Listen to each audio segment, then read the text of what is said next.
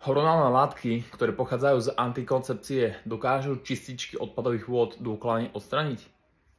Väčšina čističiek je navrhnutá na odstranenie základných znečisťujúcich látok, ale hormonálne látky ako estrogen, progesterón, prolaktín a ďalšie sú tvrdší oriešok.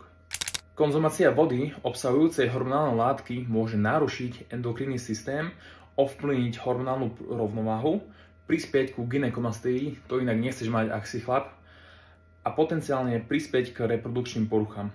Tradičné čistiace procesy čističiek často nestačia, konečne som to povedal správne, preto sú potrebné pokročilejšie alebo iné technológie na vyčistenie vody. Teraz nehovorím, že čistá voda z vodovodu je zlá, to určite nie. Stále je to lepšia alternatíva, ako keby si dal nejakú minerálku ochutenú alebo nejakú kolu zero. Ak ťa táto téma o zdraví zaujala, sleduj môj profil a dozvieš sa niečo nové ďalšie.